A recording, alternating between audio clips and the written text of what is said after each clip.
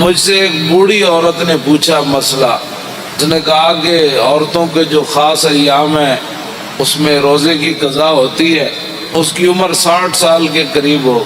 تو میں نے کہا ہوتی ہے۔ اس نے کہا مجھے تو آج تک کسی نے بتایا ہی نہیں، میرے تو 60 سال کے اندر میرے اتنے بچے ہوئے، میری شادی ہوئی تو 14 سال 15 سال کے بعد تو میں بالغ ہوئی، تو اس کے بعد یہ جتنے بھی کم از کم جو ہے 46 سال بنتے ہیں، 46 سال کے اندر میں نے تو ایک بار بھی رمضان کے روزوں کی قضا نہیں کی۔